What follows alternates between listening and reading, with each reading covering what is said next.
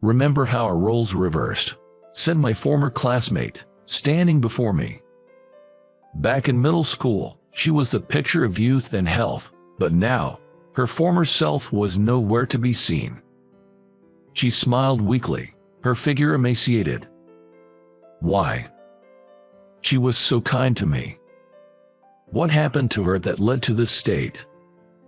I invited her to a cafe to find out what had happened to her since we graduated from middle school. What she shared was a past so heart-rending that even as a listener, I found myself on the verge of tears.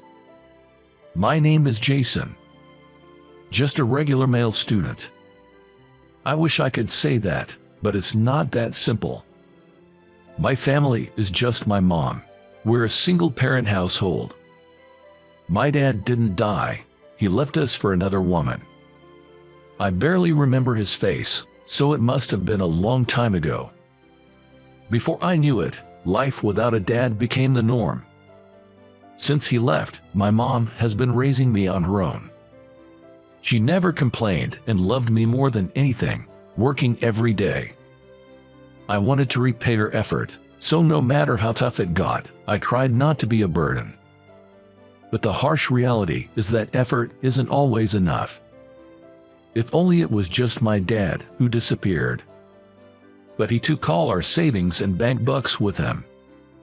Probably to divert as much attention as possible to himself, likely for his mistress.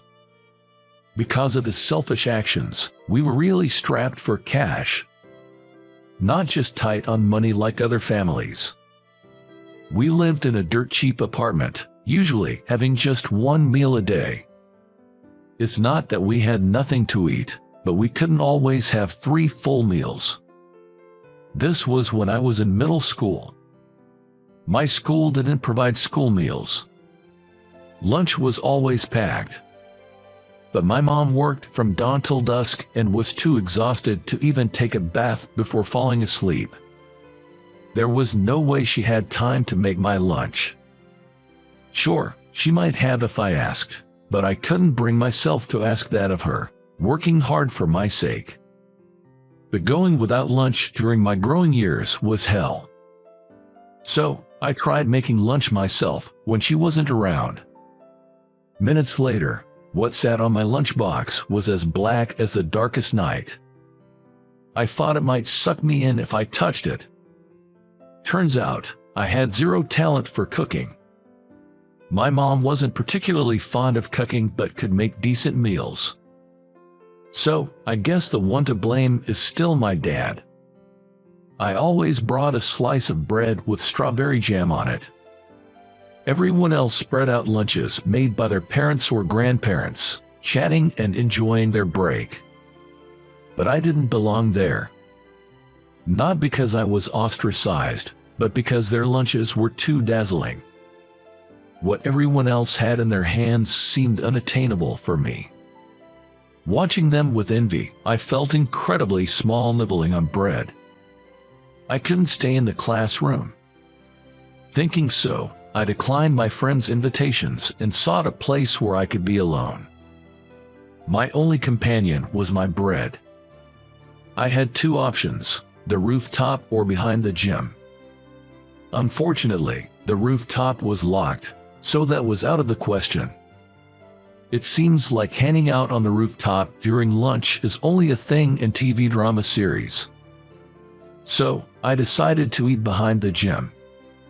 I could faintly hear the voices of students enjoying their break on the nearby playground, but no one ever came behind the gym. There, I could savor my solitude, unseen by anyone. Until that day. I was late for lunch that day because of committee work. But my lunch was just a slice of bread, so it didn't take long to eat. I hurried to my usual spot behind the gym. There was someone already there. It was a first. The first time I saw someone else here during lunch break. And it was a familiar female student. Her name was Sarah. A girl from my class. She was the daughter of the president of the Kensington Group. In other words, super rich. But she wasn't snobby or arrogant. She was just a normal, kind girl to everyone. We weren't close, just exchanged greetings. There was Sarah, squatting in front of a drain behind the gym, doing something. What is she doing here? I wondered and moved to where I could see her hands. She was holding a lunchbox. She had it tilted open. It looked like it would fall, and just as I thought that, it happened. What a waste, I blurted out without thinking. Sarah flinched at my voice. She turned quickly and hid her lunch behind her. She must have been surprised. Probably didn't realize I was watching from behind. As she stumbled over her words, I immediately approached her. I'm terribly sorry for startling you, but are you not going to eat that lunch? She was the daughter of a company president. So I spoke to her in the most dignified language I knew. I hoped, oh how I hoped. If you're not going to eat it, may I have it, please? I was famished from having gym class right before lunch. My stomach felt like it was stuck to my back. A slice of bread was too harsh for a growing middle school boy. Her lunch looked lavish even from a distance, and the quantity seemed too much for a girl's lunch. If she was going to throw it away, I'd be grateful for even a half bite. Sarah was momentarily stunned by my eagerness. Sure, you can have it. Maybe it was because of my refined language, but she agreed. Really? May I truly have it? I couldn't believe my ears and asked again. Yeah, really. She said and handed it to me. That's when I lost consciousness. When I came to, the lunchbox was empty, and the aroma of a tangy sauce lingered in my mouth. After finishing the meal, I thanked her. You don't need to thank me. I didn't make it. Sarah said. Did you forget your lunch today? She peered into my face. No, actually I have bread, but that's all I have. Saying that, I took out clumsily slice of bread. Just bread with strawberry jam, that's all I have. Her eyes widened with surprise as she asked. That's not much for a boy, right? Are you on a diet? Would someone on a diet devour someone else's lunch like a beast? I had never told anyone before, but I explained how my father disappeared, and how my mother, working tirelessly, didn't have time to make lunch. Sarah listened silently until the end. Then she spoke. But Jason, you're amazing. Making your lunch yourself. It even looks tasty. She complimented me. It might have been the first time someone other than my mother praised me, and I felt a sense of pride. As a thank you for sharing my story, Sarah began to talk about her own family. In summary, her stepmother wasn't her biological mother. Her real mother had passed away, and her current mother was her father's second wife. The stepmother was nice to Sarah in front of her father, but harassed her when he wasn't around. Even the lunchbox was part of that harassment. Despite knowing Sarah's small appetite, she packed it with too much food, including things Sarah disliked. If Sarah left anything, her stepmother would say, "How can you leave it when I worked so hard to make this?" and would become hysterical. That's why she was trying to throw away the contents. I see. No wonder the quantity was so much. To my starving self, it was a feast, but for her, it was an overwhelming amount. So, you haven't eaten lunch yet today? She nodded silently to my question. Embarrassed, I offered her my bread. Here, please have it. It's wrapped in plastic, so I didn't touch it directly. She took the bread from my hand and smiled. Thank you, she said, enjoying the bread. After that day, we started exchanging lunches. Our meeting place was behind the gym. We shared stories and complaints while eating. Though we were in the same classroom, we hadn't talked much before, but we found we had a lot in common. After eating, I'd take a short nap, while Sarah drew in her sketchbook. She was in the art club and amazingly good at drawing. The sound of her pencil on the paper was soothing, and I enjoyed those moments. Life became smoother for me from there. I was able to go to a nearby public high school with a decent academic standing, and my mom cried tears of joy when I got accepted. Sarah ended up attending a boarding school for young ladies, located a bit far from where I was. She wanted to get away from her mother as soon as possible, and I remember her being incredibly excited the day she got accepted, her drawings more aggressive than usual. Then came our last lunch together. The thought of not being able to exchange lunches with her anymore felt a bit sad. On her last day, Sarah was still drawing in her sketchbook. Looking at her profile, I considered confessing my fleeting feelings, but wanting to keep this youthful memory to myself, I suppressed my tender emotions and etched her image into my mind. It wasn't long after I started high school. My mother remarried. My stepfather, in his first marriage, had been caring for his disabled parents and hadn't had the chance to meet someone until now. He wasn't exactly handsome, but he was sincere and kind, a good match for my mother. With a stable income from his job, my mother quit her exhausting work and found a full-time job with less burden. My stepfather maintained a comfortable distance with me, so we quickly developed a relationship where I could call him Dad.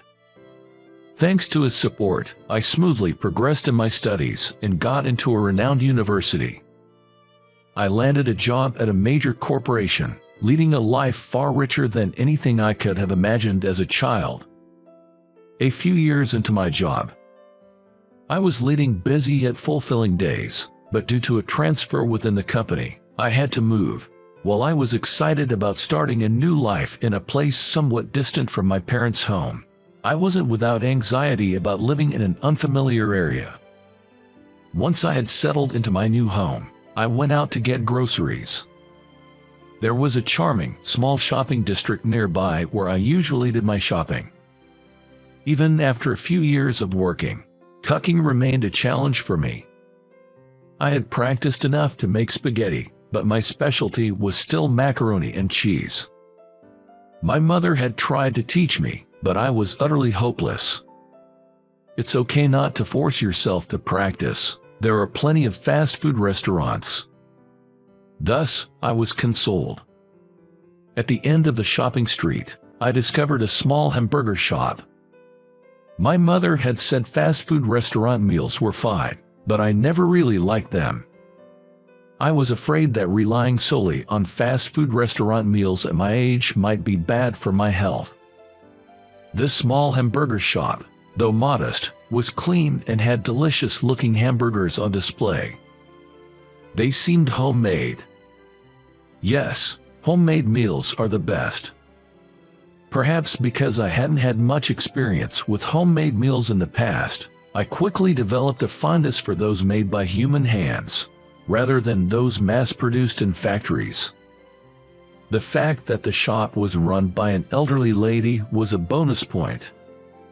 The atmosphere of an established store made the hamburgers look even more appetizing. Looking at the hamburgers on display, I saw a variety of options. There were ham hamburgers, meat and vegetable hamburgers, bacon hamburgers, and more. All looked delicious and were priced affordably. Even a student could afford to buy two. I picked up a hamburger. That's when I felt a sense of déjà vu, not with the hamburgers, but with the picture on the wrapping paper. A subtle landscape painted casually on the wrapper. The wrapping paper was casually adorned with a delicate landscape painting. It was beautiful. It felt familiar, as if I had seen it somewhere before, but perhaps I was mistaken. I took the daily special hamburgers to the register. "Did you make these?" In response to my question, the elderly lady replied, No, I can't stand for long because of my bad legs, so I just minds the chop, but these are made by a beautiful lady." so they are really delicious." With a smile, she packed the hamburgers into a bag for me. Back home, the lunch tasted somehow nostalgic, like something I had eaten before. Since then, I became a regular at that small hamburger shop in the shopping district. Sometimes there was someone other than the elderly lady at the counter, apparently her husband. "I wondered why my wife dressed up lately. It's because of you, young man," he'd say with a hearty laugh while selling the hamburgers.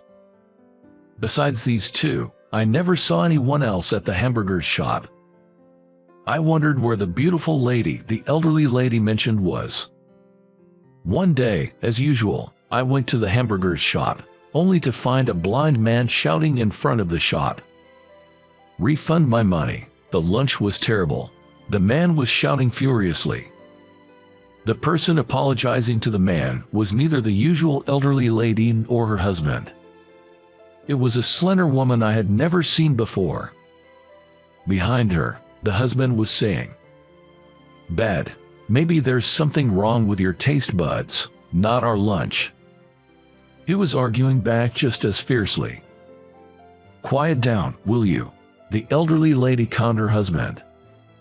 Indeed, it seemed like the husband's competitive nature was escalating the situation.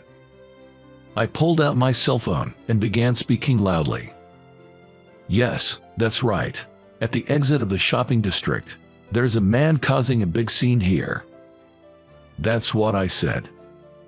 Of course, I wasn't really connected to anyone. Hearing my voice, the blond man quickly left the front of the hamburger shop. "Thank you, dear. This foolish husband of mine just had to say something, causing trouble for poor Sarah." The elderly lady nudged her husband. "It's the fault of that young pike for criticizing Sarah's cooking," he grumbled, heading back inside. I was honestly stunned. The fact that both of them referred to this slim woman as Sarah sent a shock through me. Sarah, that was the name of a girl from high school I was close to. The woman, who had just been shouted at, turned to me, surprised, and then said with a hint of sadness, "Jason, is that you?" she asked hesitantly, almost as if praying. Her expression seemed to convey a wish that I wasn't who she thought I was. "Yeah."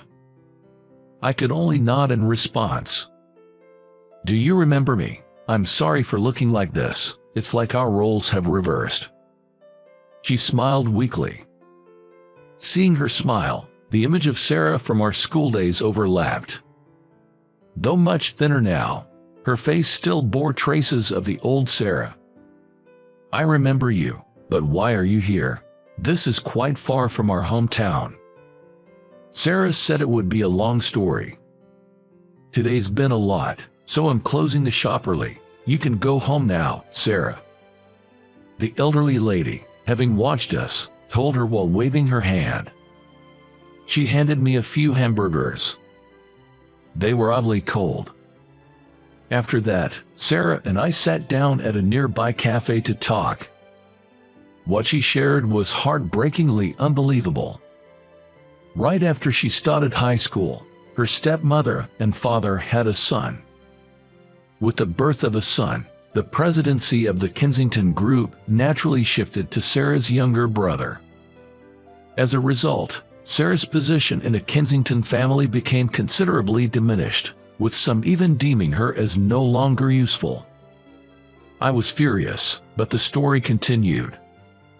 After graduating high school, Sarah was forced into arranged marriages to strengthen the family's business. Her chosen spouse was a man 10 years her senior, the son of a business associate. Although he wasn't her type, she married him, thinking it was for the family's sake. However, her husband neglected her, spending every night out with his mistress. "Don't think our son is at fault for partying. You're the problem for failing to keep his heart." Sarah lived in a daily cycle of such demeaning comments. Finally, Sarah's husband, after having a child with his mistress, forced Sarah out of their home. Trying to return to her parents' home, Sarah found they wouldn't accept her back. Betrayed by her husband and abandoned by her family, she was left utterly depleted, both physically and emotionally. It was the couple who ran the hamburger shop who took her in. They gave me a place to stay when I had nowhere else to go, and they even let me work here. They are really kind people," Sarah said, tears streaming down her face. Back then, she was an enviable, sparkling figure, admired by everyone. Sarah was loved by all, treating everyone equally regardless of gender. I was appalled to learn that such a person had her educational opportunities taken away due to outdated values and had her life crushed by her husband and family. I'm really left with nothing. I feel completely empty. I wanted to do something for her. After all, I still hadn't repaid the kindness I received from Sarah behind the gymnasium. "Hey, Sarah, I've got something I want to discuss with you." I had a proposal for her. The major company I joined was a design firm founded by my stepfather. I was in charge of the media content department there. True, my joining the company was initially through my stepfather's connections. However, I found my fit in the design industry and consistently delivered results, so no one ever mentioned my connections anymore. I had even made some good friends there. He would technically be my subordinate in terms of position, but we joined a company at the same time, so he's essentially a peer. Among them, I was particularly close with Kevin. Kevin was particularly good at delegating work and had a knack for knowing when to ease off. We were currently looking for an illustrator who could create background images for a project. Kevin usually excelled in finding talented illustrators, but this time, we were having trouble. We have illustrators, but finding one with a soft touch for background images, that's the issue. Can't you do something about it? I asked Kevin not just for any background artist, but for a creator with a gentle, warm touch. No compromises. After a serious sigh, he responded, all right, I'll bring you an amazing illustrator, one that'll impress even you. Too bad, Kevin. This time, I've found an excellent illustrator before you did." Yes, my proposal to Sarah was for her to work as an illustrator with us. Sure enough, she was the one who had drawn the pictures on the hamburgers wrappers. Her illustrations were impressive enough to be an immediate asset to our company. "How about working as an illustrator from home?" Sarah quickly shook her head. "My drawings are nothing special, just a hobby." I took out several of the hamburgers wrappers I had saved. Every time I bought hamburgers, I carefully folded and preserved its wrapper. "These are your drawings, right? I don't think the elderly couple could have drawn these. It's a waste to have such talent and not use it. The prints are just homemade, right? We'd really like you to join us," I begged her. I learned that she could also draw on a tablet. That made her even more desirable for our company. Still, she was hesitant. "How about trying it out? If you don't like it, you can quit anytime. We'll definitely pay you." Finally, she nodded in agreement. I could almost picture Kevin's frustrated face from afar. The next day, I brought Kevin to the hamburger shop. "I can stand that you found an illustrator before me. It's truly regrettable," he declared, eager to see the talented artist for himself. Standing in front of the hamburger shop, the elderly lady greeted us. "Oh, you brought a friend today, eh?" she said, handing me several pieces of paper. She got really enthusiastic, it seems, she added. The papers she handed me had wrappers with softly rendered, warm illustrations. As expected, they were excellent. Kevin peered over. What is this?" he exclaimed, practically flipping over. "Well, these are beautiful. Hand-drawn, real-ish humanity's evolution is amazing," he blurted out at breakneck speed. This delicate touch, just what Jason was looking for. And there he goes, tripping over his words. Leaving a flustered Kevin behind, I looked toward the back of the shop and saw Sarah peeking out, trying to hide. I begged her. I was eager to make a formal request right away. Sarah rushed out from the back, flustered. "I'll take the job. Just please stop begging me like that," she said, playfully punching me. I was relieved that Sarah's involvement meant the project might succeed and that our connection wouldn't fade away. About a year into Sarah's contract, she quickly became a popular creator. "How did you find her? You must have used up all your luck for the rest of your life," Kevin would say enviously, almost every day, but now I even found his jealousy comforting. I was proud of having discovered Sarah's talent as a creator. While continuing her part-time job at the hamburger shop, she was actively improving her skills and even planning her own exhibition. Apparently, Sarah's ex-husband started trying to get in touch with her, despite her smoothly sailing life.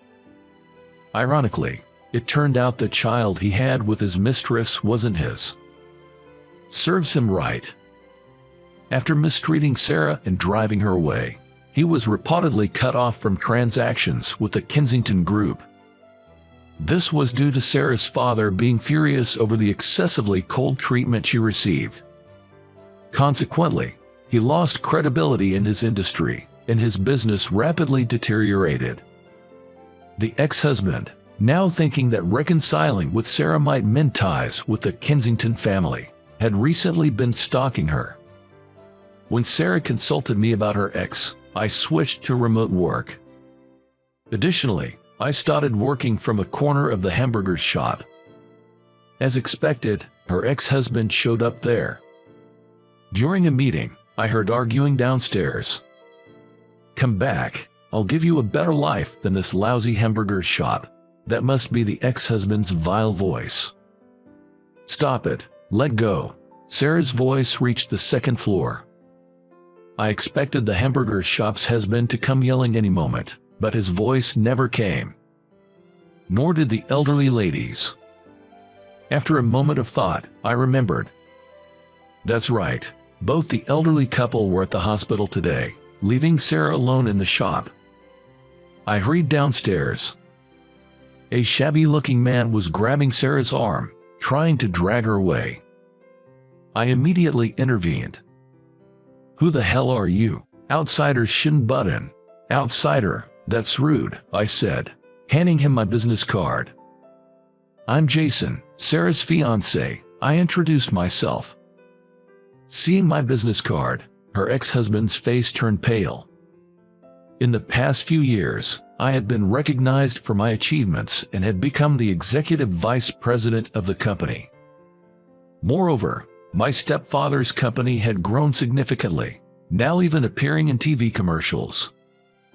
"I've consulted our company's legal advisor about you. If you turn around now and never show up in front of us again, we can let this stalking incident slide." After I gently explained, the ex-husband grumbled and then ran off. Sarah was initially surprised to learn that her father had influenced her ex-husband's downfall in the industry. She had thought it was her father who hadn't allowed her to return home. However, due to the recent stalking incident by her ex-husband, Sarah had an opportunity to talk with her family. There, she learned that it was her stepmother who had refused to let her return home. The stepmother had made this decision on her own and reported it to Sarah's father in a way that suited her. I apologized to Sarah for pretending to be her fiancé to get rid of her ex-husband. "It actually helped. I knew you were just trying to defuse the situation," she said, smiling brightly like she used to in our student days. Seeing that smile, I decided and took Sarah's hand. "I want to be your fiancé for real. I've liked you since middle school. I want to be with you, with marriage in mind," I confessed right in front of the hamburger shop. Our wedding day was blessed with clear skies. The only guests were my parents, Sarah's father. Although it was a small ceremony attended only by the elderly couple who run the hamburger shop, it was a lovely occasion filled with smiles throughout. During the ceremony, Sarah and her father had a moment to talk alone, seemingly resolving their past conflicts. Her father was unaware of the stepmother's cold treatment towards Sarah. Upon learning the truth, he immediately made a phone call. "I'm sorry for all the hardship you've endured for so long. I can't divorce her, but I will leave that house and live separately. I'm sorry for making you feel lonely." Saying this, Sarah's father apologized to her, tears welling up in his eyes. Sarah was surprised to see her father's tears for the first time. Men cried to, praise him for realizing his mistake, Sarah, the hamburger shop owner said, concluding the ceremony. "My mother and stepfather continue to have a great relationship. I want to build a family using these two as a role model. Living happily ever after with Sarah is my ideal. To live happily together, creating our own intimate memories. What a bright and beautiful future it seems. Maybe when we're older, we can run a hamburger shop like that elderly couple. I'll have Sarah draw pictures on the wrappers. I'm sure it will be popular." I smiled, looking at my wife in her simple yet elegantly lined wedding dress. Who would have thought a small hamburger shop in a shopping street would bring such a profound connection with Sarah? Suddenly, my wife's profile overlapped with the one I used to secretly admire in middle school. When I mentioned this to her, she said, "Actually, back then, I secretly drew you." As she smiled shyly, I felt an overwhelming love for her and wished for our happiness to last forever.